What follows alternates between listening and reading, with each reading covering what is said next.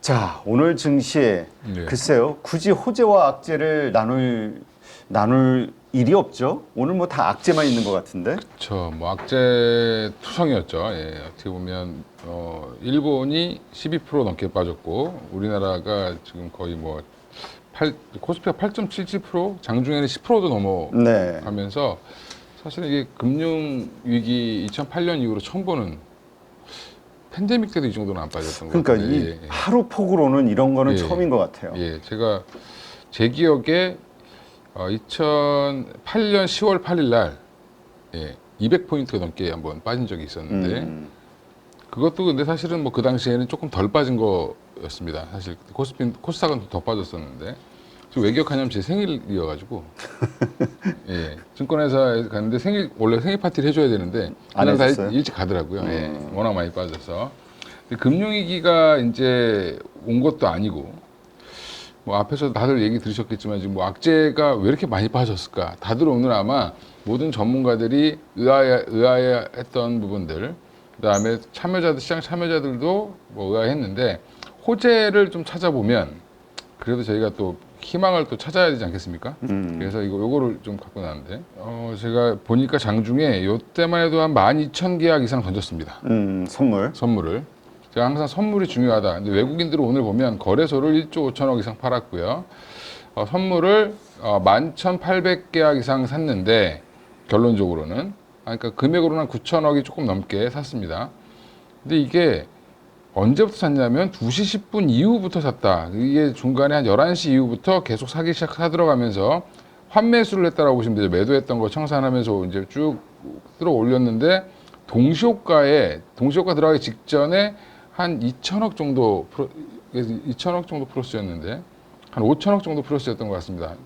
그러니까 주식시장 동시효과 때는 한 2천억 정도, 그다음에 선물 옵션 동시효과 때는 한 5천억 정도 매수 들어와 있다가 마지막에 산 겁니다.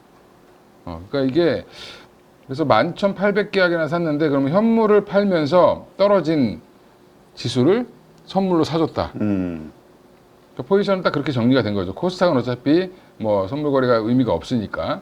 그럼 이렇게 봤을 때는 내일은 올라갈 가능성이 높지 않겠냐.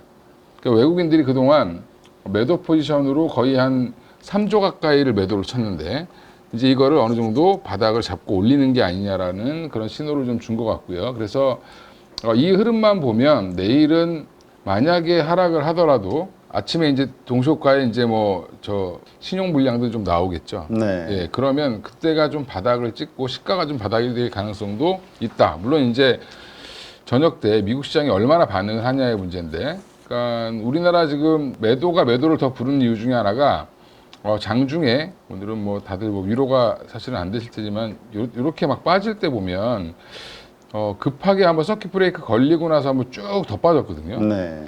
이때 이제 이렇게 빠질 때 미국이 나스닥 선물도 마이너스 5%까지 빠졌습니다. 5% 넘게 빠졌는데 우리나라 장이 딱 끝나니까 갑자기 막 반등이 나옵니다. 나스닥 선물이. 그래서 5%에서 3%대까지 쫙 올라오거든요. 그 이유가 뭐냐 그랬더니 이제 한국 시장이 끝나서 불확실성이 해소됐다고. 예, 뭐 그런 얘기를 하더라고요, 전문가들이.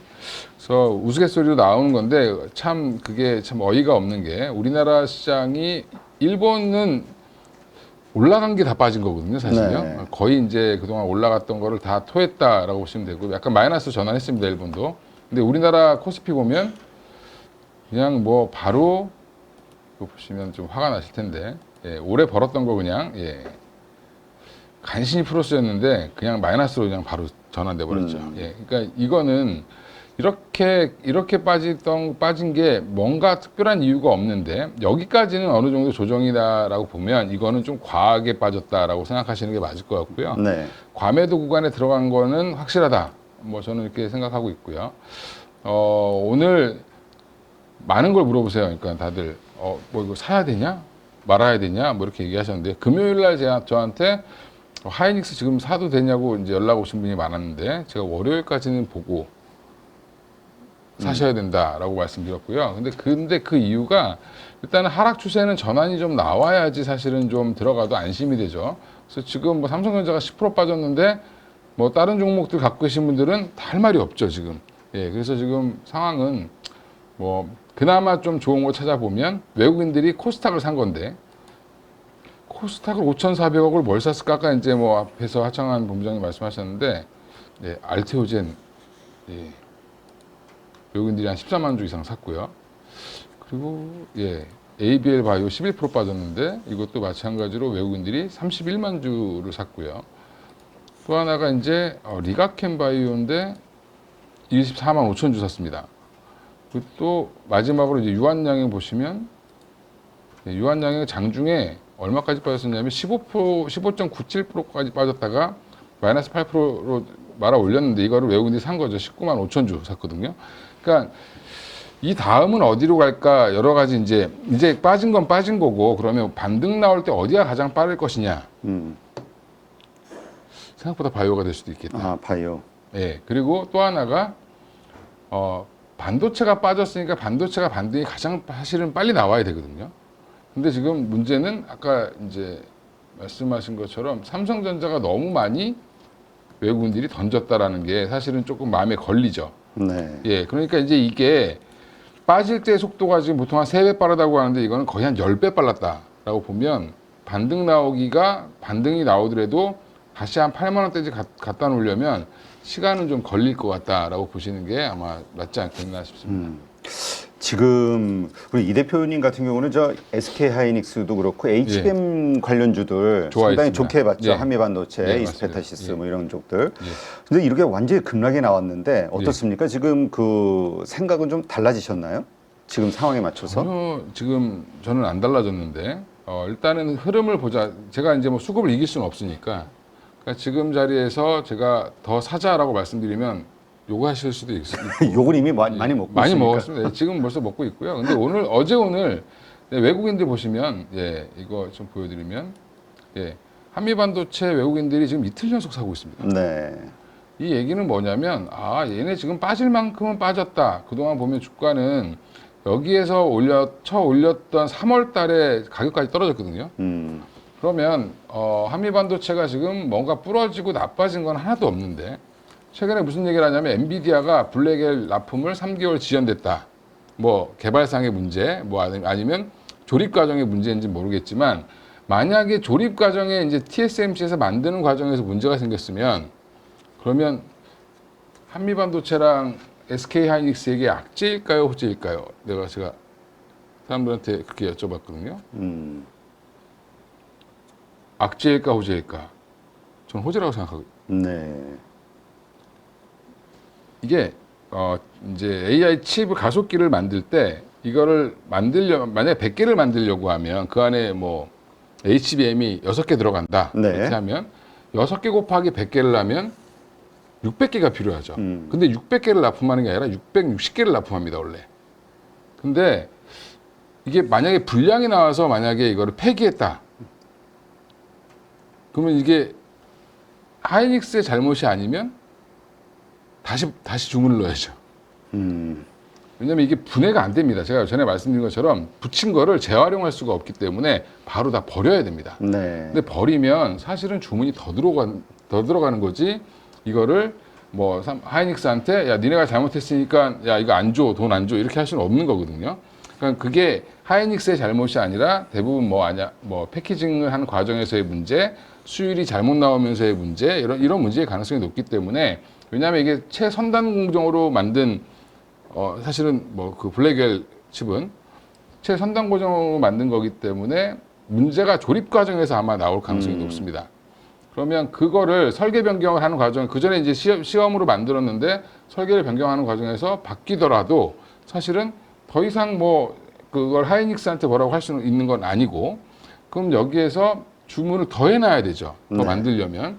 그냥 그렇게 보고 있는데 문제는 지금 뭐 반도체를 무슨 마치 그 주식시장의 주적인 것 마냥 지금 막 던지고 있는 과정이기 때문에 저는 역시 바닥을 잡는 데는 뭐 어느 정도 여기서 이런 모습이 나와야 된다라고 보고 있습니다. 이렇게 약간 좀 이렇게 흘러가면서 옆으로 이제 횡보가 좀 나와야 행보가 된다. 좀 나오면서 그래서 이제 라운드 바닥을 잡든 아니면 급반등이 나와서 한 12만 원대 안착을 하든 뭐 이렇게 급하게 한 12만 원까지 가서 옆으로 좀 행보를 하든 이런 모습들이 좀 나와줘야 사실은 그래도 좀 사라고 해야 말씀드려야 좀 덜 욕먹겠죠. 저는 지금 마음의 욕망이 지금도 너무 사고 싶은데 예, 돈이 없어요. 돈이 없어가지고 예. 그러니까 이미 다 물렸었거든. 그리고 그렇죠. 물린 분들 입장에서는 왜냐하면 지금 마이너스 20, 30%, 3, 40% 이거 회복하는 것만 이거 다시 또 본전 회복이 원금 회복이 이게 또 주식의 목표가 돼 버리니까 이게 돈을 그렇죠. 버는 게 아니라 그렇죠. 매수 타이밍을 너무 우리가 잘못 잡은 거 아니냐.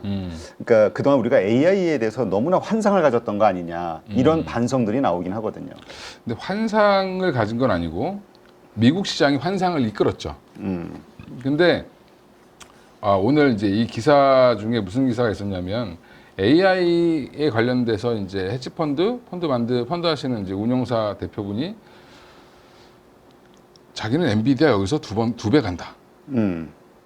그래서 이번에 폭락했을 때 더 샀다라는 식으로 얘기를 하셨거든요. 물론 이제 자기가 샀으니까 네. 그렇게 얘기할 수 있는데 그 얘기는 지금 나쁘게 보는 쪽도 있지만 여전히 AI 섹터가 여전히 아직은 성장을 하는 초입 단계라고 보는 사람들도 여전히 많이 있습니다. 네.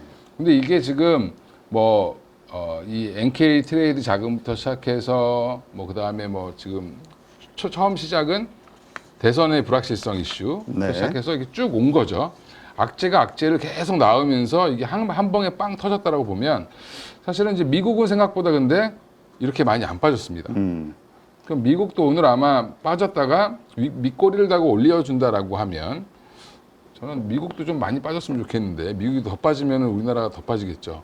그러니까 우리나라 주식을 위해서 밑꼬리를 달고 좀 올라주면 네, 우리 코스피도 내일부터는 좀 힘을 내지 않겠나 개인적으로 생각을 하고 있고요. 아까 이제 선물 포지션도 말씀드렸지만 여전히 반도체는 사야 되는데 타이밍을 잡을 시기다. 만약에 현금이 없다라고 하시면 기다리셔야 되고 현금이 있다라고 하면 굳이 급하게 사실 필요는 없는 거죠. 떨어지는 칼날을 잡을 필요는 없을 것 같고요.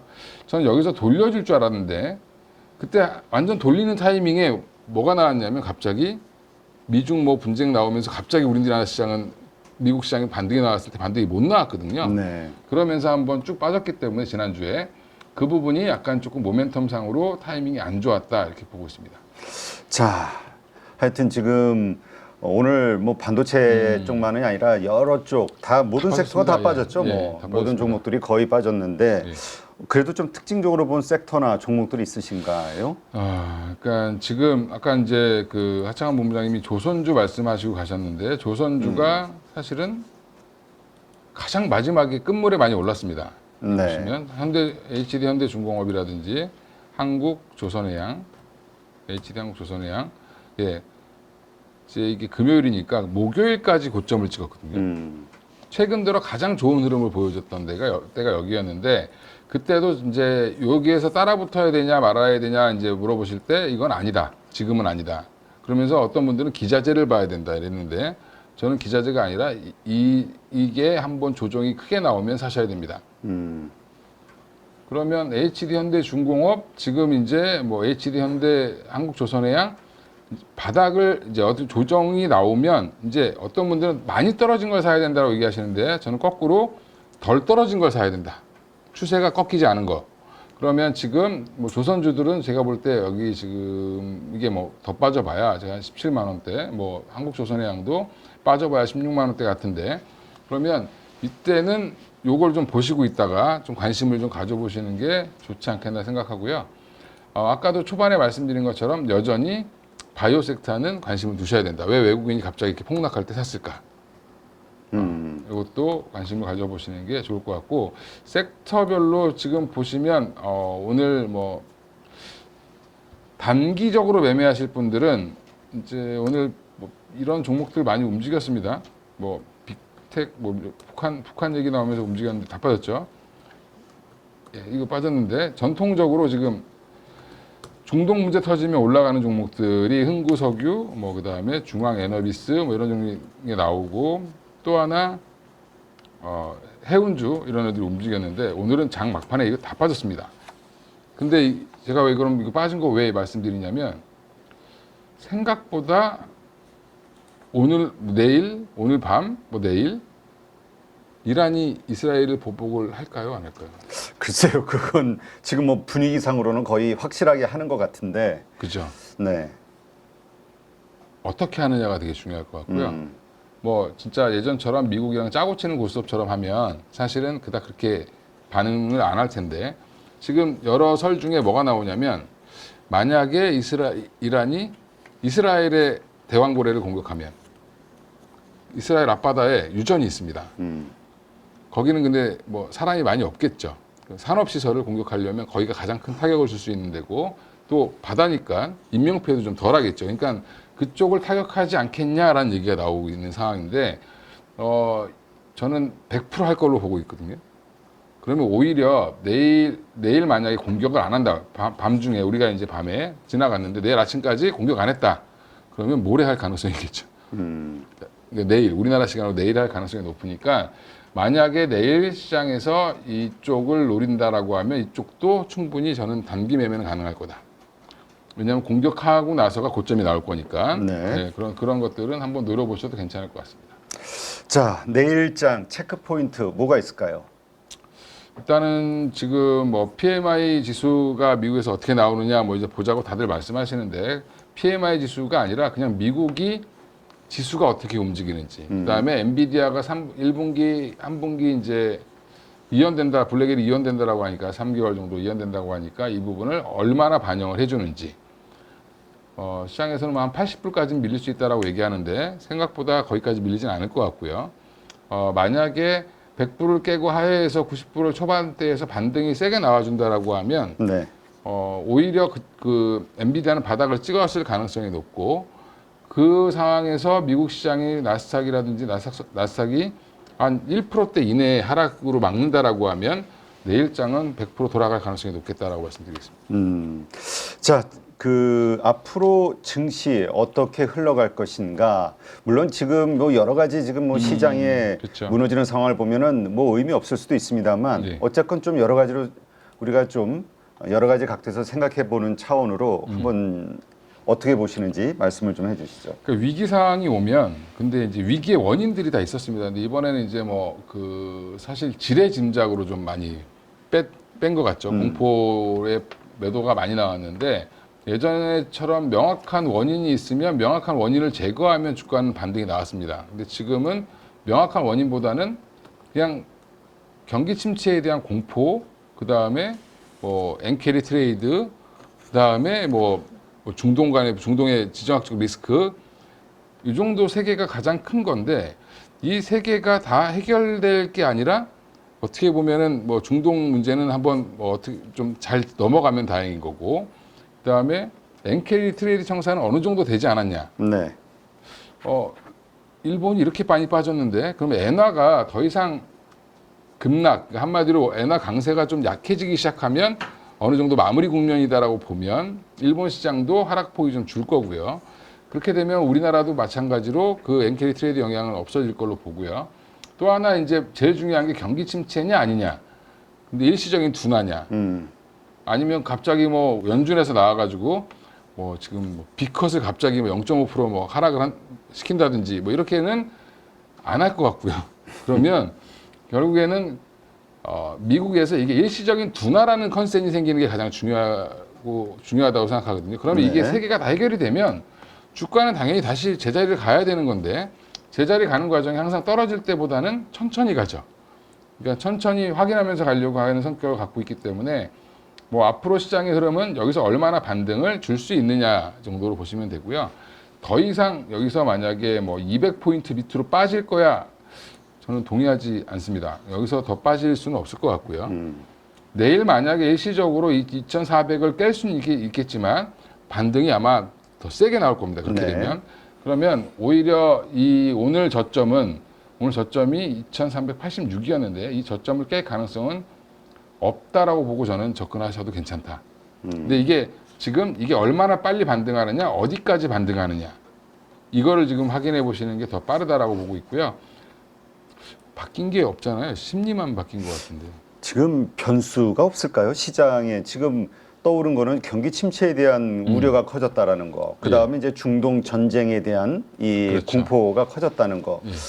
근데 어쨌든 중동 전쟁 공포감은 커졌지만 유가의 움직임을 보면 또 그냥 별로 그렇지 반응이 않아요. 없죠. 반응이 근데 없죠. 또 그거를 경기 침체하고 연결해서 오히려 더 그걸 또 악재로 보는 시각. 이런 것들이 지금 시장에 팽배해 있는데 이런 상황에서 다시 뭔가 긍정적이든 부정적이든 변수가 될 만한 요소 없을까요? 변수가 될 만한 요소는 제가 볼 때는 이게 다 나왔다라고 보고요. 악재는 이미 다 노출됐다. 그럼 변수는 뭐냐면 일본이 여기서 다시 금리를 0.5%까지 올리겠다. 뭐 이런 얘기를 하지 않는 이상은 변수가 안 될 것 같고요. 오히려 옛날에 이렇게 하다가 일본이 증시가 폭락해서 다시 제로 포인트로 가겠다라고 얘기한 적도 있었거든요. 그러니까 그게 만약에 지금 일본 은행 BOJ에서 우리 0.25 올리겠다고 한 거 취소 다시 0.1로 갈래. 이래 버리면 사실은 또 이게 금 마무리가 될 수도 있습니다. 그러니까 그것도 또 하나의 변수일 수 있는 거고 만약에 0.5로 계속 고수하겠다라고 얘기하면 그것도 또 하나의 변수 있겠죠. 그럼 당분간 그럼 이 상황에서 더 이상 우리가 여기까지만 하겠다라고 얘기를 해주는 것도 중요하고요. 또 이제 미국에서 8월 20일경에 있는 잭슨홀 미팅을 지금 얘기하는데 그거 아직도 멀었죠. 근데 그 전에 만약에 파월이 나와서 어떤 언급을 한다든지 이렇게 되면 또 시장은 또 바뀔 수 있습니다. 그 말에 의해서. 그러니까 우리가 생각할 때는 이게 경기 침체가 아니라 일시적인 경기 둔화다라고 선언을 해주는 게 되게 중요할 수도 있거든요. 네. 근데 그런 스케줄은 아직 없기 때문에 미국 시장이 만약에 더 급락하게 된다라고 하면 당연히 코멘트를 할 가능성은 있을 거라고 보고 있습니다. 자, 지금 시점 어쨌건 지금 네. 뭐 다들 물려 있으신 분들 예. 뭐 태반이겠죠. 근데 또 어쨌건 이 시기에 모든 종목이 빠져 있으니까 뭐 돈이 있으신 분은 새로 매수의 관점, 그다음에 또 종목 교체의 관점, 뭐 여러 가지 관점에서 앞으로 좀 괜찮아질 것들이 무엇이 있을까에 대한 또 아이디어, 뭐 주목하는 종목들 이런 게 있다면 좀 이야기해 주시죠. 저는 그냥. 근데 일단 우리 저 반도체가 무너져서 예. 신뢰를 많이 잃으셨어. 그렇죠. 예. 아니 반도체 아저씨가 되려다가 너무 이 중간 과정이 없이 바로 끝으로 가버리는데 그 영광의 과정도 좀 있어야 되는데. 지금부터 영광의 과정을 갈 수 있을 것 같습니다. 예. 반도체는 여전히 매수 관점이고요. 아 그래요? 예. 반도체, 바이오, 조선. 요 세 개는 큰 틀로 가져가셔야 된다라고 보고 있고 방산 이슈는 있는데 방산은 아직까지 2분기 실적 나올 때까지는 조금 더 살 기회가 많다. 그러니까 여기 이쪽은 뭐 좋아하시는 분들은 충분히 더 사셔도 되는데 왜 지금 그럼 색다른 게 없냐? 너는 색다른 게 나올 게 없죠 지금. 별로. 네. 예. 화장품을 사자니 화장품 지금 미국 경기 둔화된다는데 더 빠지겠죠. 미국 수출량이 많은 종목들은 더 빠질 거고 물론 이제 수출입 데이터에서 화장품이 극적인 반전을 보여주면 다시 화장품도 갈 수 있겠지만 라면도 지금 대안은 아닌 것 같고요. 네. 예. 그래서 지금은 결국에는 저는 아직도 뷰는 똑같다. 반도체, 바이오, 그 다음에 조선. 그 중에서 가장 선호한다면 가장 1순위는 뭡니까? 반도체입니까? 지금은 1순위는 바이오고요. 반도체는 살 시간을 여전히 많이 주고 있는 것 같습니다. 시간이 좀 걸리더라도 물론 이제 제가 왜 반도체를 안 놓냐면 반도체가 지금 실적이 부러졌나요? 실적 안 부러졌죠. 2분기도 서프라이즈였는데 3분기도 서프라이즈가 될 가능성이 높겠죠. 왜냐하면 지금 다들 눈높이를 내렸을 테니까. 그죠? 예. 한참 뭐 좋을 때는 계속 이제 가이던스를 높이는데 장이 이렇게 한번 빠지고 나면 가이던스를 낮추지 않을까요, 애널리스트도? 그러면 가이던스가 떨어진 상태에서 가이던스를 또 아웃퍼폼하면 또 서프라이즈인 거죠. 그게 그렇게 해서 한 3개월만 지나면 반도체 아저씨로 성공할 수 있지 않겠나 이렇게 생각하고 있습니다. 네. 참 그렇게 되시기를 바랍니다. 예, 예, 그래야 예, 왜냐하면 또 반도체주에 워낙 이 SK 하이닉스라든가 이 반도체주에 물리신 분들이 워낙 예, 많으니까 맞습니다. 그분들이 다시 수익이 날 수 있는 장이 와야 또 우리 이건희 대표님이 다시 또 칭송을 들으실 텐데 예. 지금으로서는 참 만만치 않아 보여요. 지금 개인 떨어진 하락폭을 보면 언제 저걸 그렇죠. 저 매물을 소화하면서 어떻게 저기로 올라가지? 막막한데. 올라갈 때도 생각보다 빠를 수 있습니다. 그래요? 그러니까 보면 저를 추종하시는 분들이 많은 것 같습니다. 개인들 계속 사셨죠 이틀 동안. 예. 아니, 뭘 외국인들이 판 거를 그대로 외국인들이 실수했을 수 있다. 저렇게 보고 있고요. 그러니까 지금 외국인들 입장에서는 굳이 위험을 감수하고 싶지 않죠. 그래도 여전히 54%를 들고 있는데 그러면 지금 입장에서는 흔드는 과정이지 이게 완전히 아웃된 과정은 아니거든요. 그러면 1년에 지금 올해 연초에 시작했던 가격보다는 높게 있지만 거의 다 반납을 했습니다. SK하이닉스가 딱 지금 어떻게 보면 며칠 만에 반납을 한 거죠. 그러니까 뭐 주로 보면은 딱 한 달 만에 반납을 한 건데 정확히 3주 만에 반납을 한 거죠. 이 반납을 했다라는 거는 그만큼 너무 급하게 빠졌다라고 보면 또 급하게 반등이 나오겠죠. 예. 급등이 급락을 부르고 또 급락이 또 급등을 부릅니다. 그러니까 이유 없이 빠졌다라고 보는 게 사실은 좀 맞고요. 이거는 조금 월가가 제가 이런 얘기하면 또 대표님이 또 당황해하실 수도 있는데 제가 월가의 경기 침체라는 말을 누가 처음 던졌을까? 누가 했습니까? 월가 사람들이 던졌죠. 실업률이 4.1에서 4.3 되고 뭐 ISM 제조업 지수가 얼마 떨어지고 샤메 법칙이 어쩌고저쩌고 얘기하는 애들이 다 월가 애들이죠. 네네. 그럼 과연 월가들이 지금 PER이 높고 PBR이 지금 S&P 500이라든지 다 높을 때 그러면 부담을 줄이면서 금리까지 떨어뜨릴 수 있는 기회로 이번 기회를 보지 않았을까? 그래서 저는 아래쪽으로 베팅한 월가 쪽에서 일부러 좀 그렇게 장난질을 한 게 아니냐. 그러니까 연준을 움직이기 위해서. 그렇죠. 지금 하긴 8월 금리 인하설도 나와요. 근데 뭐라 그럴까요? 지금 나오게 되면 그리고 그 금리 인하의 폭이 클수록 우리가 경기 침체를 인정하는 게 되기 때문에 더 증시에는 안 좋을 수 있다. 이런 이야기들도 많잖아요. 그거는 증시가 잘 버티고 있을 때 이미 무너졌기 나오면 때문에. 예, 버티고 있을 때 나오면 악재지만 이미 빠졌기 때문에 호재로 받아들일 수 있죠. 알겠습니다. 이러한 것들이 그래요. 하여튼 지금 시장이 힘드니까 또 우리 전문가분들이 그래서 힘든 거죠. 이럴 때 예상과 다른 일들이 벌어졌을 때 이제 욕을 먹게 되는 건데 저는 월가를 욕하겠습니다. 서로가 서로를 꼬리를 물고 욕을 해야 돼. 그렇죠. 예, 저도 누군가에게 탓을 좀 해야 돼서 이제 월스트리트에 양아치들이 좀 있는 걸로 이렇게 정리를 해야 될 것 같습니다. 이게 너무 금리를 안 내려주니까 좀 과하게 시장을 흔드는 것 같습니다. 근데 이런 시각도 있잖아요. 지금 만약에 기술적 반등이 나온다 해도 그 반등을 이용해서 물량을 줄여야 된다. 이런 시각이 지금 대부분이거든요. 왜냐하면 이제 시장에 대한 불안감이 커졌다 보니까 어떻습니까? 그렇죠. 우리 이 대표님 의견은? 그거는 이제 손절을 하고 싶으신 분들, 마음이 불안이 오신 분들은 어느 정도 올라 반등 때 손절하는 게 맞습니다. 그 얘기를 대부분 전문가들이 하시는 거고 저는 손절하면 안 된다고 생각합니다. 아, 그냥 반등해도 계속 들고 가야 된다? 예, 들고 가야 됩니다. 그 얘기는 정고점을 다시 넘어서 계속 올라갈 것이다? 정고점까지 다시 트라이 하겠죠. 예. 생각보다 빠를 수 있습니다. 네, 알겠습니다. 하여튼 지금 이렇게 안 좋은 시장에서는 그 말에 대해서 별로 믿거나 환호하지 않으시죠? 저 별로 또 희망회로 한다. 희망 고문한다. 네, 저는 또 저런다. 이렇게 얘기하실 텐데 그래도 저는 이게 만약에 펀더멘탈의 훼손이라든지 산업의 훼손이 왔으면 그렇게 말씀을 저도 드리겠는데 아무리 찾아봐도 그런 흔적은 없는데 그냥 일부 비관론자들이 자꾸 버블이다 그러고 안 좋다 그러고 돈을 언제 버냐고 그러는데 전에도 말씀드린 것처럼 돈은 때 되면 법니다. 근데 너무 지금 시장이 급하다.